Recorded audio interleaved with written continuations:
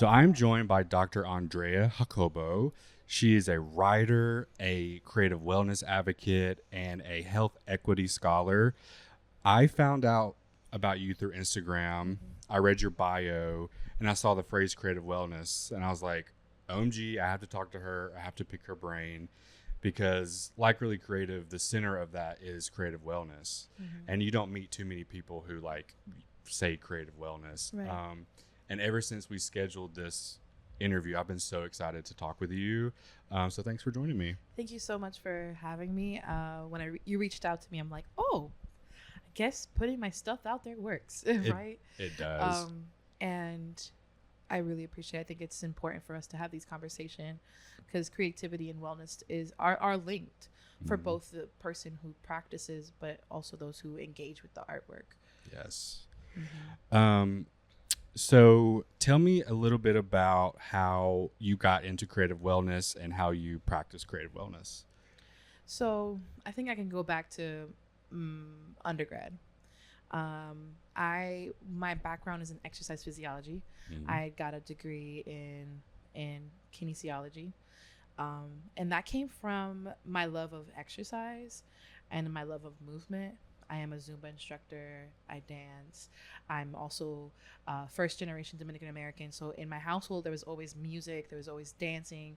There was always a formal way of expressing ourselves through either photography, like my father, or interior design, like my mother. But both of them are professionals that didn't really exercise their artistic connection. My older sister is a musician, an artist, and because of being of an immigrant background, my mom was like, we already have one artist in the family, we can't have two. No.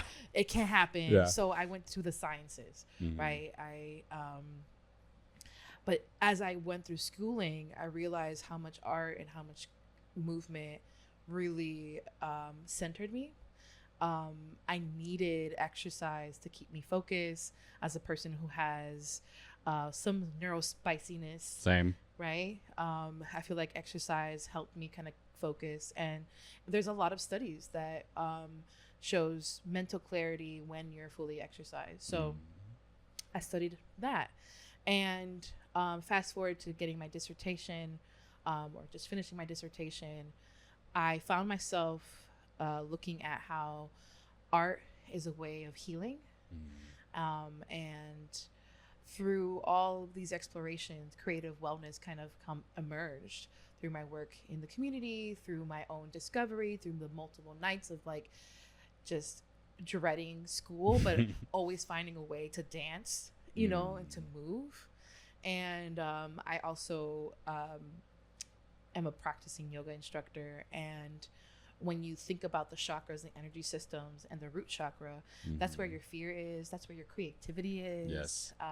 So when I realized that, so dancing and moving, especially moving the hips, and what we call just shaking some ass.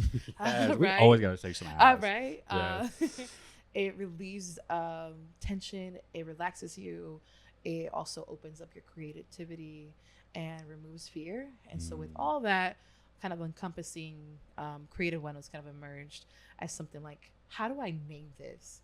All these different ways in which I show up as a researcher, as a practitioner, as an artist myself in terms of as a poet, and also just being able to tap in more into what I want to do creatively. I think that's where this is emergence of like creative wellness is coming. And I think I just changed my bio before you sent my message. Really? Yeah, I just changed it to make it more simpler because I think it confuses people when I use a lot of words that are part of these academic spaces or these spaces of knowledge production, but the everyday person may not know. And so I definitely am always thinking about ways of how do I translate what I love to do to reach everyone. I love that. And yeah, it is becoming a movement. And like, I firmly believe that creativity is synonymous with healing, like you talked about. With your art, were there any struggles or doubts that you work through your creativity and to help you heal? Yeah, I think the pandemic really shifted everybody, right? It rattled our world, both internally and externally and collectively. And for me, that's when I actually started going back to writing. I've always written. I've always had multiple notes. I have journals. And it was during the pandemic, and I started sharing my poetry again and doing spoken word. And I was also a part of protests back in the Bay. And I was asked to do a poem for one of the like rallies that we're having. And so I saw all these different ways in which my words were healing me as well as healing others. And so I think that was really what pushed me to tap into my artistry and my writing. And even today I still kind of struggle with the fact to say that I'm an artist, because I didn't go to art school. I didn't I haven't had a chance to really dive into that practice until now, until most recent, like the last 5 years. Honestly, I was tired of like having to do the scientific, using my left brain, that my right brain was just like, Andrea, we need to do something because you're not going to be happy. And so it wasn't until that I started tapping in more. And the Memphis community really like helped encourage that with We Keepin It P, a poetry collective that encourages people to just write and just share their poetry in open mics. That really helped me out too, and being on stage and all that. That's beautiful. And I got chills while you were talking, because I also 5 years ago during the pandemic, I finally called myself an artist. I did the artist way. I don't know if you've heard of it. Yeah. That changed my life. Morning pages. Yes. I sometimes think about those like times during the pandemic. It was quite quiet, right? Yeah. During that time. And I would wake up at 6 a.m. and just like write. So it's so peaceful. Yeah. And it's like whenever, like, I'll go through a phase where I don't journal for like a month or two, and I'm like, why am I so cranky? Like, I'm just like stuck in my head. But like through journaling and writing and just like getting out my irritations, my gratitudes, it just like clears the head. Yeah. And I also during 2020 started to share my poetry online and share it. I had my first poetry reading. What was it like to finally be able to share your poetry? What was kind of going through your head? What was that process like? It's scary as hell, because these words are like, they mean a lot, right? These are your inner thoughts, and it's either about a situation or a memory. I definitely use memory. I always talk about liminal spaces in my work, of like, what does it mean? What are the feelings between words and between a shared expression? And like, I always think about when I was younger, I would always be very observant, and I would kind of like observe little things, and I always just remember small things in the room or small things in conversation, and I always think about that. But it takes a lot to show who you are, right? And finding spaces that allow you to feel safe enough to share, that you're encouraged. A lot of my poetry is in Spanish and English.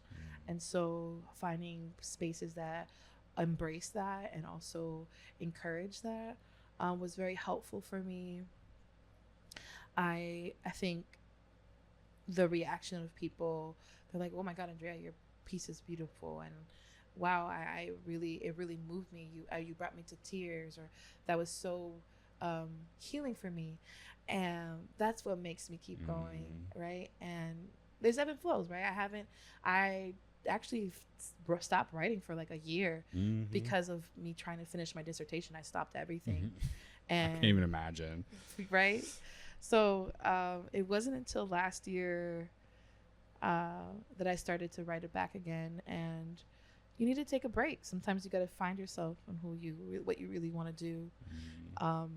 The next thing is to actually share more, right? Yes. Mhm. I can relate to that. Like my poetry muse is like off on vacation in Taiwan somewhere. Like No. I don't know if I'm ever gonna see her again. She has a passport. Like I was, and you know what's interesting is like, like 5 months ago, I was like really heavy into the gym, like on the treadmill, like every other day, and like that's when I would get ideas for poems, and I would like write poetry on a treadmill, which I do not recommend. It is dangerous. Yeah. Are there moments when you're working out, dancing, that you get ideas? Like, what is All it? the time. Yeah. What is that feeling like? Ooh. So sometimes it's music 1st, Mhm. right? I love music. Yep. I listen to music all the time, all types of music. It's either a song really like encourages me to like move and dance, and that makes me think, and then I start moving, and then I have like, you know, these words come into mind, like it's like little nuggets, and I either have to write it down at that moment or just enjoy that movement and the words that are coming in. The last poem I shared online, I actually wrote it when I was walking. Yes, I do that. I've done that before too. And what I was seeing and what I was feeling, I wrote it down. And it's just different. And it came from listening to music. And I find like, especially if music is very rhythmic, like house music. Yes, that's like, my all-time favorite. Right. Dance, electronic.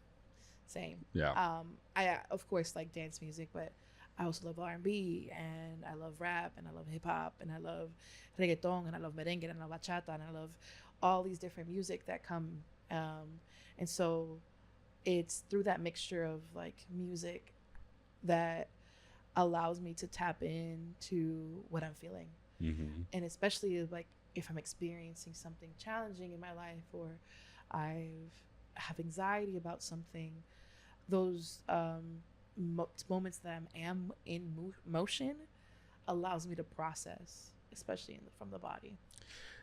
So, you know, it took me a while to like finally take care of myself in terms of like working out and exercising. I don't go as hard as I used to at the gym, but I do every day try to go on a walk. How do you motivate someone, yourself, to get into the habit of exercising? Because it truly like has changed my life in terms like of being depression, especially. And it's, you know, scientifically known that it can lessen the symptoms of it. So how do you motivate someone? What do you love? Who, me? I love creative people. I love to dance as well. I love ideas, planning things, talking to other artists. It's just like color, beauty, everything. No. How would you translate that into your exercise? So dancing, right? Dancing. I'm kind of a fast person. Like I move very fast, and so like, you know, there's like a gay stereotype that all gay people walk really fast, and I definitely fit into that stereotype. Oh my God! And yes. so I'm laughing because my friend. Oh my God! I'll tell you the story. Yeah. I was in San Francisco and for graduation, and I was walking with my friend who is queer, and I'm walking just like strolling. I'm also like, I don't live there. Yeah. But he lives there, and he's strolling with me. He's like, "Do you want me to activate gay mode?" And it was significantly faster than what I was walking. Yeah. And I feel like someone needs to study that, because that's like, there's a meme that's like, "Move, I'm gay," because you're like, I don't know where we're going, but we're going somewhere. Yes, it's direction. Like, no lollygagging. Time is money, honey. Yes, right? Exactly. And so I just love being in motion, and especially nature. Overton Park is like my happy place. Like I'm going there after this, and it's just, you know, I grew up in a really small town. I was constantly playing out in pastures by myself, and just like it feels like home to me. So the reason why I asked the question of like, what do you love, Mm-hmm. and how does that translate into you being active? I found that when we tap into what people like, especially in terms of like exercise, that's when people get connected, right? Mm-hmm. Why does CrossFit work? There's a sense of community, Yes. right? You go through a really hard workout and there's someone on the other end saying you can do this. And there's an environment for someone to feel accepted, to feel loved, to try something challenging, but also in a way that is fun for them. And so throughout my career, that's the best way of motivating people. I have been saying this thing lately that I broke up with the gym. Yeah. I broke up with the gym because the way in which people were trying to tell me you need to have X amount of ways to show to like that's how you're a gym person, like your reps and sets and pain is no gain and I hate all that that. shit. And I was a part of that. You know, I was a trainer. I was, studied exercise. I thought that was the best way. I was hurting myself, not just physically, but also emotionally, psychologically. Yeah, because you seem like a gentle person. Like, Yeah. that's the vibe I'm getting. Yeah, I am very gentle, but Yeah. I'm also Gemini. So, Me too. Yeah, okay. Yes. Okay, Gemini. You got a duality. Yeah, there's duality. So, I do play sports, and I was very athletic when I was in high school and in college. Yeah. So they used to call me the Beast, and that's why I say like, well, I am very gentle, but when it comes to playing a game, you will. You're see. going down. You're going down. And I'm gonna talk shit. I will be nice, but talk shit. Yeah. I will throw you down, but I also pick you up. Yeah. Yeah. But it's very masculine the way in which exercise is prescribed to people, and in terms of femininity, you have to create space to ask these questions. What do you love? Right? How are you able to keep yourself motivated to do something consistently? Because it's about consistency. Yes. And so I too, because of a challenging relationship that I had, that he pushed me to exercise and pushed me to eat well. I did the opposite. Don't tell me what to do. Gemini thing. Do not tell me what to do. I will do the exact opposite. Yeah. And a place that I loved so much, which was a gym, I came to hate it. And so I had to rewire my brain, create a different relationship, tap into myself. And that's how I really went into like yoga and Pilates and different formats of exercise, going back to dance, things that brings joy. That's what helps motivate people to continue to do something. Everyone's different. The gym is maybe the way in which they feel joy, but not everybody is meant to be in a gym. I don't think I'm meant to be. Right. I'm meant to be outside. Right. And that's great. And that's how you do it. Right. I love being outside. I was just thinking about this on my walk, because I started around like 3:00. Yeah. That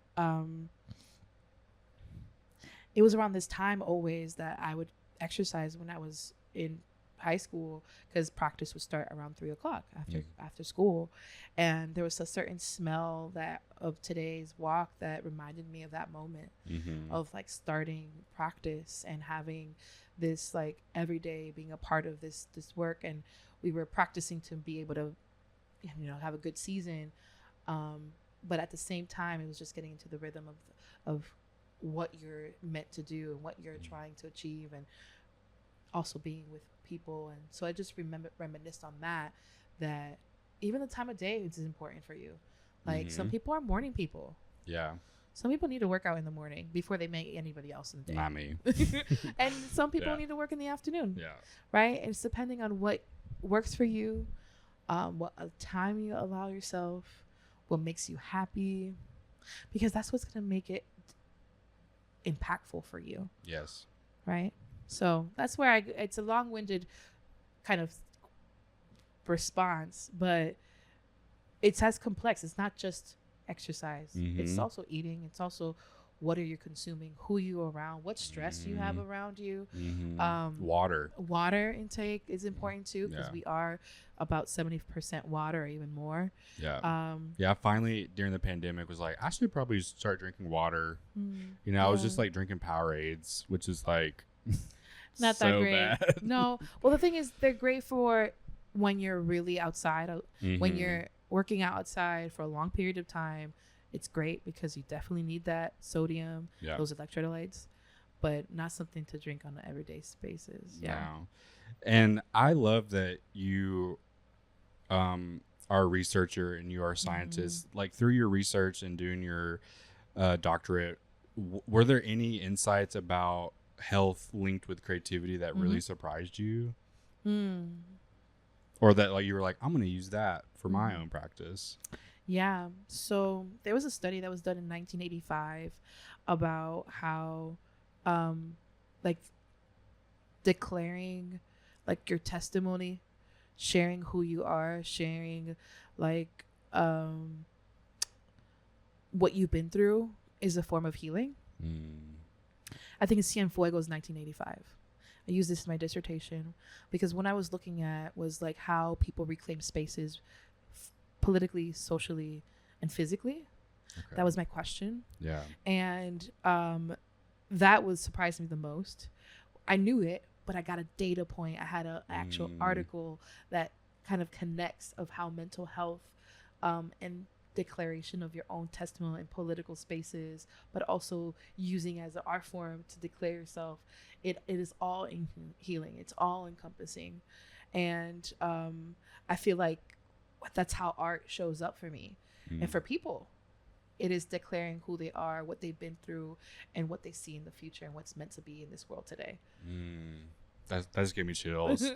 So now that you're finished with your dissertation, do you have like any creative projects bubbling up? Like, what is the future of your creativity, or do you just let it happen as it happens?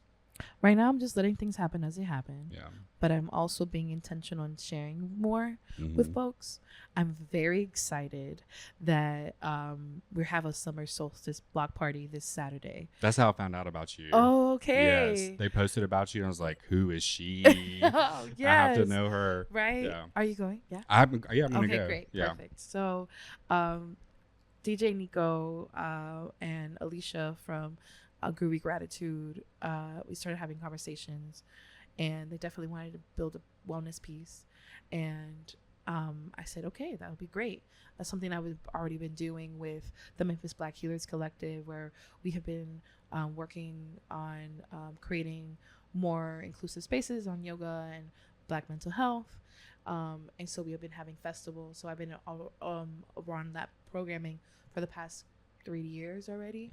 That I noticed that I really love doing stuff like this, especially like at a festival where we could throw some ass, right? With really cool DJ, really cool people. Yes. And I say it like that because another thing I found in my dissertation, DJ Rich Medina did a work with the Institute of Otherling Belonging in Berkeley, and he has this segment about how parties are congregations, and parties are healing because of the way in which we come together. We're dancing, we're in the sync of joy and love, that it's important for us to continuously be in those spaces and those ciphers, right? Those ciphers of love. And I feel like that's how this work is emerging. And so sharing out more of what I do is a way I'm showing up. I can't wait to see how things kind of come up this weekend, because that's what I want to do. I want to be able to be at the intersection of art and health and wellness. And every day it seems more natural to who I am and what we need in this world, right? So, yeah. That's amazing. Thank you. When you say wellness piece, like, are you leading a dance, or like what's it gonna be like? What is your part in summer solstice? So I'm doing like the direction of all things wellness, right? Wow, We're gonna have a tent. It's called the Well Groove. love that. Yeah. And we have different sessions. We have qigong. We have a little Pilates. I'm gonna lead a dance class. We'll have some plants in the space as well. So we'll do a grounding with plants by Terracotta, which a person can purchase. Okay. Yeah, during that time. And so it's all about like, what are we creating in the space? It's also actual space. So we'll have someone providing acupressure and IV hydration. Sign me up. Right? I've never done that. I've always wanted to. I feel like I would be like moving even faster. Right. And I feel like that's exactly what we want people to experience that. Yeah. We want them to tap into wellness through a sense of curiosity, a sense of trying to get to know themselves a little bit more. I find that that's the best way that someone can tap into their wellness. Yeah. And wellness is love. Yeah, it is. And if you're well, you can love more. Right. Yeah, that's it. I didn't think I deserved to take care of myself. I didn't know how to. And then I started learning out of a sense of curiosity, and now I'm like able to accomplish my dreams. I'm able to open myself up more, get over my social anxiety and my self-absorption and be out more. And it's like, I'm so glad there are people like you who have their research, know what they're talking about, are doing it, like actually leading dances. And like, it's amazing. Yeah. Thank you so much. There's a lot of us out there. Yeah. And I feel like part of the reason why I'm showing up this way now. Yeah. I don't want to live another 10 years and look back and say, man, I really wish if I would have started that at this age. I wish I would have done that or tapped into it. I say do everything that you are interested in. And if it doesn't work, it doesn't work. Keep moving. It's trial and error. And that's, again, the science behind the science brain. Every experiment that's been done is through trial and error. Yes. And that's how you learn. That's how you discover a little bit more about yourself.